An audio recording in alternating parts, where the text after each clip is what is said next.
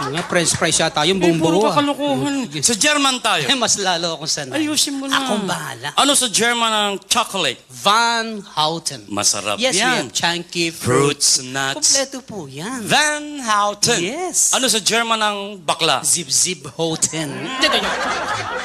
Huwag kang hysterically papaliwanag ko! Ang salita sa kanila is quitting up the tweeting Houten. Yung tsokolate nga, Van Houten. Van Houten. Sip-sip. Houten. German ba yun? German yun. Parang naintindihan nila eh. Abay, nakarating rin ng German eh. Ibig mo sabihin ako lang hindi nakarating ng Germany? Bakit, may passport ba ang baboy? Wala. Why? Ayusin mo. Akong bahala. Ano sa German ang matandang dalaga? Matandang dalaga? Yan. Ang takot sa Houten.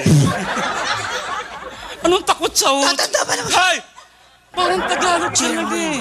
Ano sa German ang matandang binata? Laylay na Houten. Bakit pa puro Sila hotel? Houtenhaven.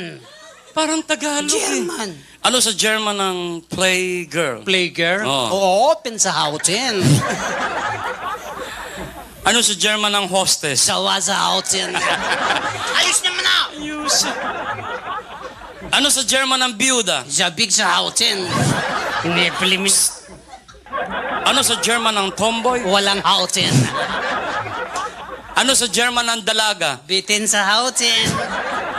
Ano sa German ang buntis? Dahil sa Houten. Nakapanganak na. Balik sa Houten.